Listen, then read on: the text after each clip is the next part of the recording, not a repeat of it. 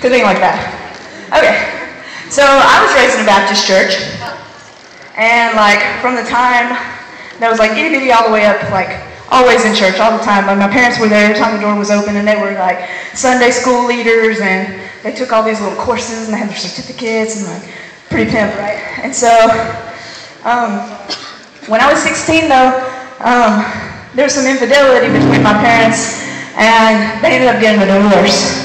And when that happened, my dad just kind of like took us. My mom wanted to go live her second childhood or something, right? So she just disappeared. She's like, I'm moving out and you're keeping all the kids. So me and my 3 sisters stayed with my dad. She left. And it was a pretty hard time because I'm 16, so I'm kind of like at that stage where like I really need my mom around, you know, because dad's kind of like, he doesn't really understand some stuff the 16-year-old girls to go through. And so that was pretty tough.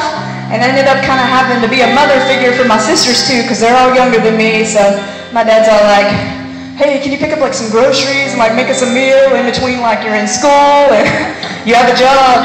It's pretty rough. And my whole life growing up, I thought my parents had like this picture perfect relationship, like straight out of TV. I thought that was like the best example I'd ever seen of 2 people that loved each other. And so when they split, it really kind of messed me up. I was like, well, if that's what love is, I've been going to church, I've been hearing about God's love, and if it can just change like that, I don't want any part of this. I'm done with that. So as soon as I moved out when I was 17, I went to college, and I just like quit going to church.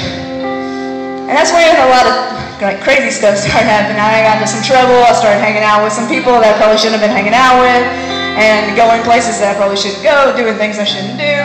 And in the midst of all that, I met this boy, and I thought he was perfect, and he hung the moon, right? It's not him, it's somebody else. But he introduced me to even more new friends and more cool stuff to do.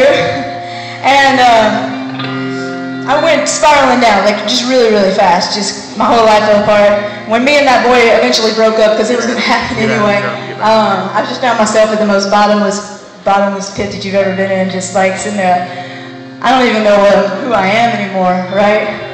Yeah, and so that's another point where me and my friend got back in touch. We hadn't talked in a while, and she was like, hey Tish, I know you've been going through some hard times, I have too. I decided I want to start going back to church again. I haven't been in a while. I said, yeah, me neither. She said, we should go. I said, where do you want to go? She's like, every Sunday, we're just going to pick a church. You don't like the one that you grew up in, I don't like the one that I grew up in. We're just going to pick one, and we're just going to go. And I know you're Baptist and I'm Baptist, but that don't matter. As long as we love God, we're just going to go. We're going to go to a Catholic church, and then the next Sunday we're going to go Methodist, and the next one we're just going to bounce into Church of Christ, see what they're doing, and we're going to do that until we find somewhere that we like, and then we're going to stay. I said, great, let's do that. So we started doing that. We're church hopping every Sunday. Like, where do you want to go today? 3rd Avenue. Okay. And we go over there. Okay. So we did that for a little while until I found a church that I thought was amazing, and I stayed there. She kept bouncing. She was like, oh, I'm glad you like this, and you know some people here, but I'm going to keep going. So I'm like, okay, that's fine. So she found a different one. But that was pretty much the turning point, because like that sermon in the church, you know how like it's kind of weird sometimes you go to church and like the preacher talks exactly about something, and you're like, how did you know? It was like that.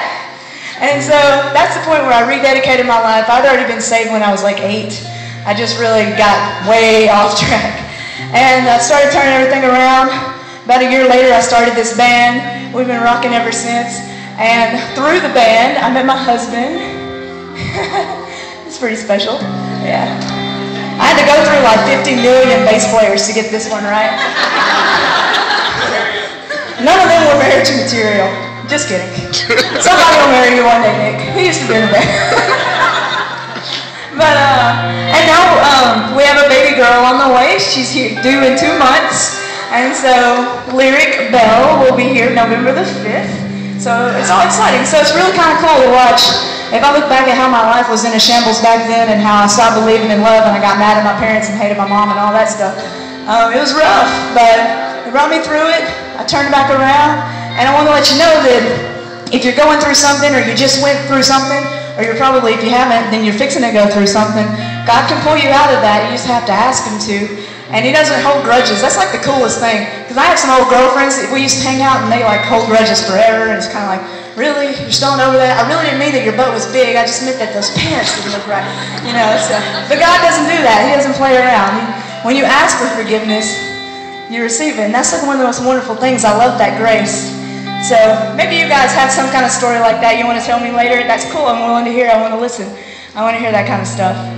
My goal is to make like 75, 80 friends tonight. So I just want you guys to hear that. If you can relate, that's awesome. If you can't, you might one day. So just pay attention. Don't do the same dumb stuff that I did, right? But our last song is called Strongest.